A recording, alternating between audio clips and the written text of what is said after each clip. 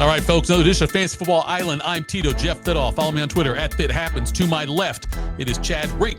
Follow him on Twitter at Chad Ocho Rinko. We are Fantasy Sports powered by DSP Media.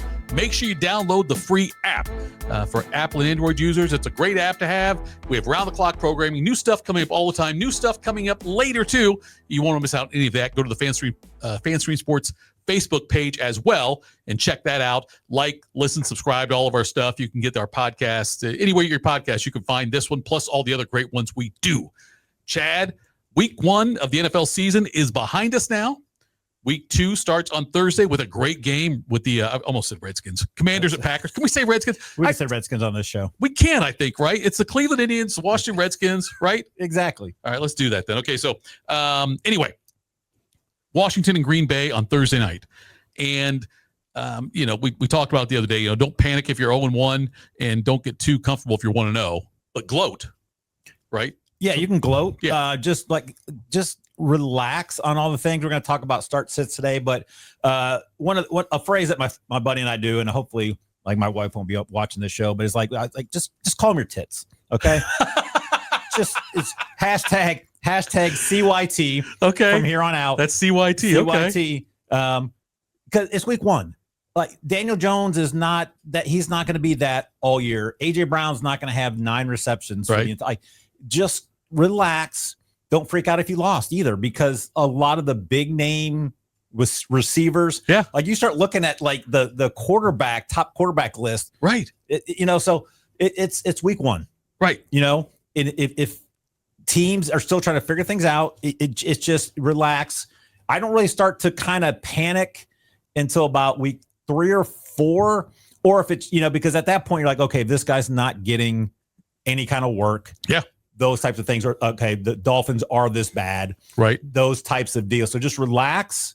And then we're going to talk about starts and sits, because I think some people want to overreact and just jam in like Quentin Johnston if they got him, those types of things. So we'll kind of help you out how to do your own starts and sits. So we'll go position by position, and we'll start with quarterback. So I'm a firm believer, and I think you are too. There are certain players that are matchup proof. Sure. Yeah. Matchup proof and weather proof in a lot of ways too. Because I've always been, I would rather you start your studs, because I can live with if I start Lamar Jackson in a bad matchup, bad weather, and he fails, and I had a guy like 2 on the bench and went off. Right. I would feel much better if that happened than if I started 2 over Lamar and then Lamar went for 50. Right. Yeah. And again, that's why you draft these guys. They're your studs. So quarterbacks, I think this is probably going to be for the entire year unless something changes. Josh Allen, Lamar Jackson, Joe Burrow, Jalen Hurts, Jaden Daniels. If you have them, you're starting them. You're not even worrying about your quarterback position until the bye week. I would say that's fair. And if you're watching, which I guess you are, or listening, because how would you hear us if you weren't? But you might be surprised that Mahomes isn't on that list. But look, Mahomes he's a great NFL quarterback, not a great fantasy quarterback. The only other one I might throw in there, God, I keep saying this. I almost put Dak in there. Yeah. I don't. Dak's on the very next tier, I guess, though. Yeah, he is. So I'm going to have it the always start, and then it's this is the probably start. Okay, probably start, yep. Which is going to cover Dak, Baker, Kyler, Justin Fields, Brock Purdy, and Mahomes. So if you have those guys, I think you probably start them. Yep. Kyler and Justin Fields, I think the running upside.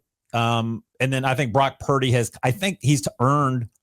He's a good start every week. But he might not be a start this week. He may not be a start I don't this think week. he practiced, and I think they're saying now he's likely doubtful to play. Yeah, so that's a big loss. Mac Jones season, baby. Mac Jones season. Mac Jones is a never start. I might pick up Mac Jones and cut him the same day just to send a message, just to let everyone know Mac Jones is not playable on any place on this earth. One of the things I like to do in the Cincinnati draft is if it's like we have like 32 rounds, we do individual defensive players. Yes. We have a bench, and it's more of like a best ball type deal. But you get to the last part, I'm like, I remember I drafted a guy, so I'm drafting him just so I have a guy to cut in the midseason draft.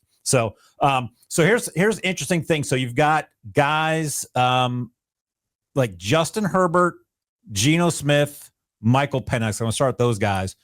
Do you like those over the probable starts? Like, I know Purdy's out, so you can throw him out, but like over I think Baker, Dak, and Mahomes, if you have them, I think you're going to start them over these guys. But like guys like Kyler Murray, Justin Fields, if you have that decision, do you like Herbert, Geno, or Penix envy over either Kyler Murray or Justin Fields this week? I don't think I do. I would probably, if I was going to do one of the, I'd probably put it over Murray. But Fields has got, you mentioned that, the top 5 we mentioned that you put out there were must starts no matter what. Fields hosts Buffalo. Yep. Now, Lamar Jackson had a damn good game against Buffalo. Justin Fields is not Lamar Jackson. He is not. But he can exploit defenses. So I would probably still play Fields. Murray's got Carolina. Mm-hmm. I like that matchup. Yes. So I think I would stick with Fields and Murray over those other guys you mentioned. Yep. And then you've got Herbert's on Monday night. Geno is playing Pittsburgh. So yeah, I think I like all those guys still better. And then you've got interesting ones like Geno's playing the Chargers, right? Monday night? Yes, that's right. He's not on the Seahawks anymore. Not the Seahawks anymore. Yeah, they're both on Monday night. And then Penix, you don't know what London's status is. So right. The one I do like, because I think if you got Daniel Jones, Jordan Love, Stafford, Rodgers, those guys like Trevor Lawrence. Trevor Lawrence is in a good matchup against the Bengals. Yes, he does. Interesting. I think it's Trevor Lawrence and Drake May if you have those guys, because Drake May is playing the Dolphins. So right. I think those are the decisions you have to make is really Drake May, Trevor Lawrence. Do you like them over Fields, Murray? I do not, but Okay. you could convince me, but I do not necessarily. I would not do that. I don't think.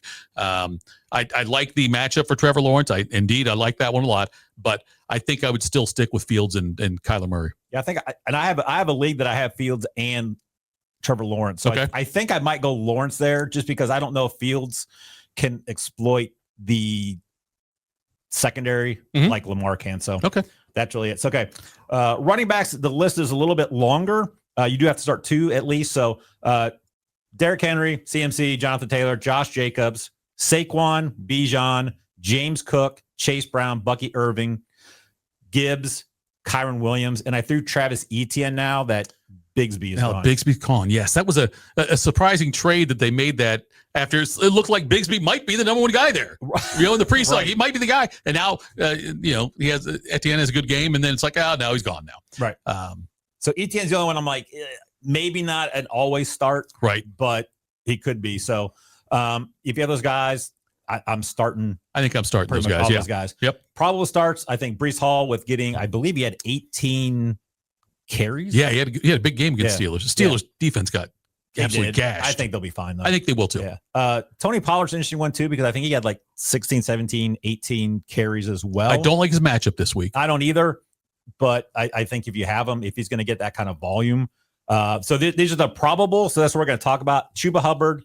I think Devon Achane could move up into the always start, but that Dolphins Dolphins offense. Yeah, I need to see another week of it. But if they're that bad, there's no way in hell. No, unless they make a regime change. Amarian Hampton's interesting as well. That he's going to be a probable start, not yet ready to put him in the always start. Right. I think Kamara has got that. He got a ton of work. Ashton Genty looks like he's going to be the guy. No competition. And then I put DeAndre Swift and Kenneth Walker in because DeAndre Swift got pretty much every single carry except for the 3 that DJ Moore had and then whatever Williams ran. And then I think Kenneth Walker is a probable, but that's one I don't know. I'm off the Kenneth Walker band, the train, I guess I should say. I'm off of that. I'm not a big Kenneth Walker guy.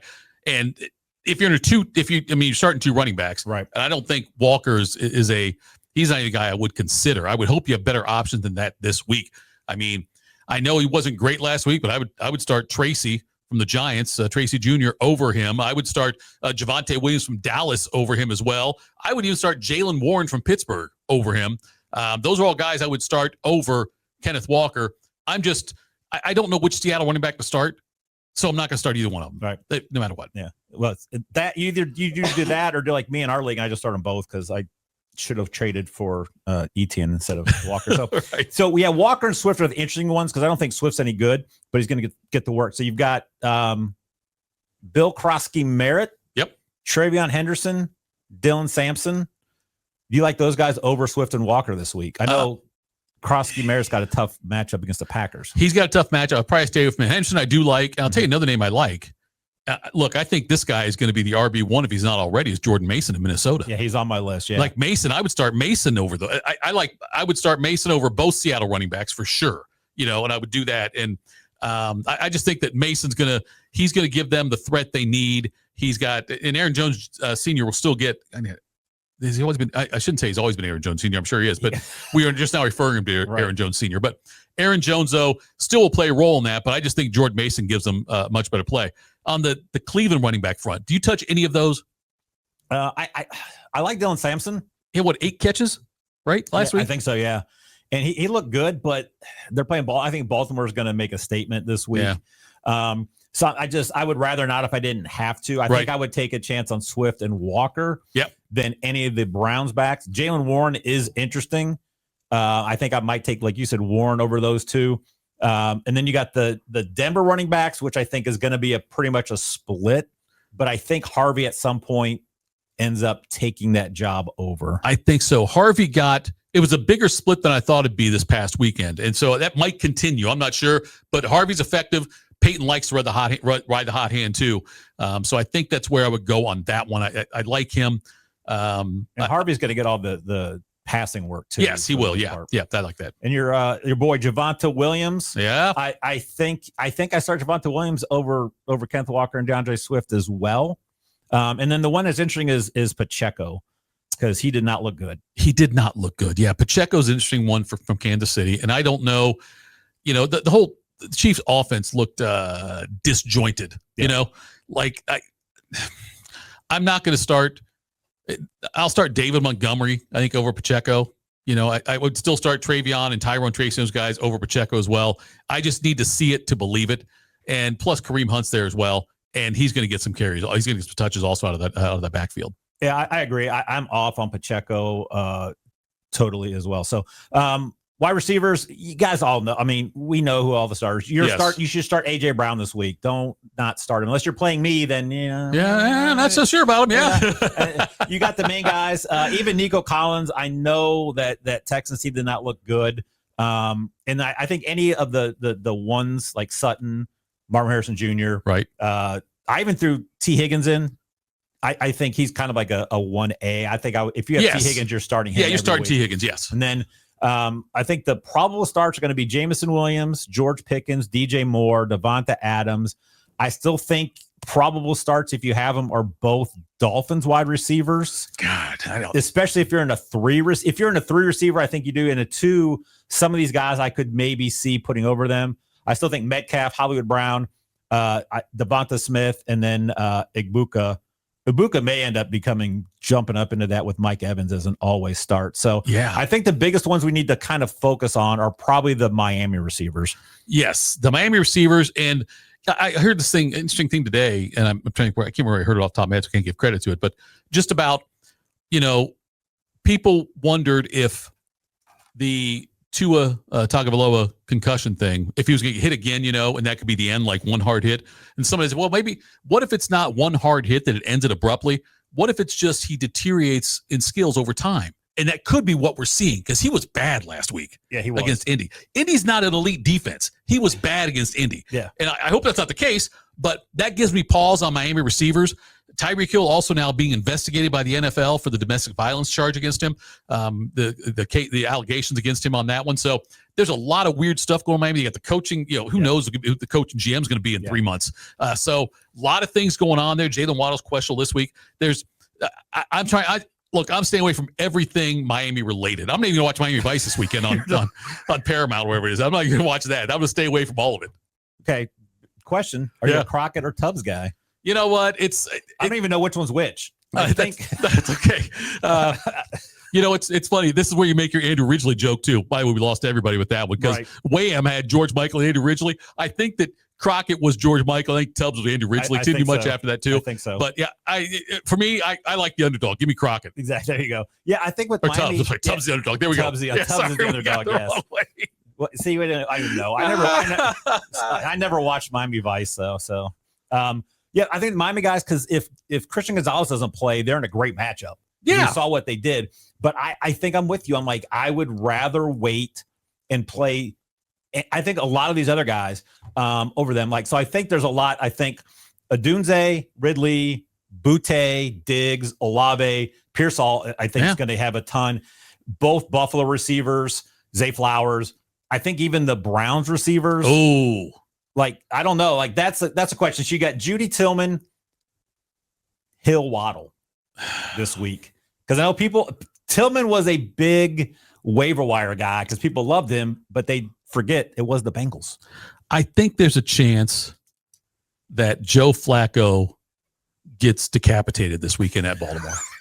I don't know if you can make a bet on that in Vegas or not. On his sportsbooks will take it, but nonetheless, I think that Cleveland's gonna have a really hard time doing anything offensively against Baltimore on Sunday. So if you give me that choice, I'd like the Miami receivers better probably. Okay, but I think I'm with you. And you can. I just placed it $1. Roquan Smith decapitating Joe Flacco. Okay, there we go. Plus there we go. $12.50. Oh, that's a great. I think it's good money, man. It's good return price on that. Yes. What about Green Bay? Green Bay is one I want to talk about because they should be a potent offense. I don't know. I think if you have one, you can start them.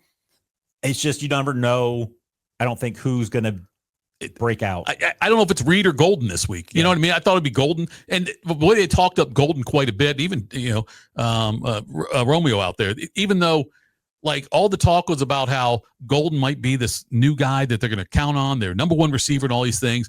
It didn't do much. I think Golden's still the one I want to start. If I have to start one of the three, if you have to rank them for me, I would go with Golden, then I'd go Reed, and then I'd take Romeo as the third one. Gotcha. But even Golden though is pretty far down on my list. Golden's a flex play for me in a deep league. Yeah, that's about it. I'm not going to start with one of my 2 or 3 wide receivers. He's a flex play in a deep league. I agree with that. And it looks like I just looked up. It looks like they're all the Q tag has gone on all of them except for Wicks. So okay. And plus it's a Thursday night game. I always like that. What about because if you picked up Quentin Johnston, you're going to want to play him. I think him and Keenan Allen both. I'm not sold that the Chargers are now this passing attack. Right. I think they realized we can pass on the Kansas City secondary, and that's what they did. And I like that because I've always been a Justin Herbert guy. Right. I just don't think every week they're going to do that. I think they can probably run the ball on the Raiders, and they probably will. So I just don't think the passing volume is going to be there every week for either of those guys. And if I had to choose one, I'd rather have Allen. I'd rather have Allen too. I'd play Allen over. Look, Johnson, that's fine. As you know this, Tuffy Rhodes. Yeah. Tuffy Rhodes had a 3 home run game on opening day for the Cubs back in 1987, I think, right? It was in that era, yes. Yes, it's one other time. He had 3 home runs opening day. Everyone thought, he's on pace for 400 home runs. Never happened, obviously. Right. And I don't know if he played much beyond that one season. But that's what I look at with Johnson. Johnson gave us no reason to think he was going to do what he did. Right. And he did it, but you got to do it again for me. You got to show me some more than just that. Yeah, I'm old enough to remember Gabe Davis 4 touchdowns in the playoffs, and he got paid, and then he's vanished. Matt Flynn. Yes, that's another one too. Exactly. So I'm just going to go over tight ends real quick, just kind of tiers. So because I think you either have good tight ends or you're going to stream it. So if you have Bowers, McBride, you're playing them every week. Yep. Keep an eye on Bauer's injury status this week, but yes. Yeah, I think he's going to be fine, yeah. I think Warren, Laporta, Kelsey, every week starters if you have them, because you probably don't have Warren, you may have a second tight end. I actually had Warren in a league that I'm helping a guy run, and we had Kittle. So I did pick up Hunter Henry still, too, just in case. Yeah, Kittle's on IR, so he's going to miss at least 4 games. Yes. So Kelsey's in that second tier for you? I think so for at least this week. Okay. I at least until Rashid Rice gets back. Yep. I think who else are they going to throw to? They're going to. I think Kelsey's going to be I think he'll get you 5-6 receptions. He's going to get you at the goal line. He can still, I think, give you one of those 25, 30-yard receptions too. So I like him until Rashid Rice gets back, and then we'll kind of see. You putting a D on Rashid Rice? Is that what you're doing? Rashid, Shaheed Rice. There's no D. That would be. Is that like a? You're thinking Rasheed Wallace. Rasheed Wallace. That's like your Kroger's, right? Joe Burrows. Yes. Okay. But before we get off the Kansas City thing, I forgot to ask you about this. Kansas City receiver. Then Hollywood Brown's the one you're going with this week. If he plays, if it's all good with him, I think he's fine. Right? I think Hollywood Brown's probably the play. Anyway, insanely high targets last week. Yes.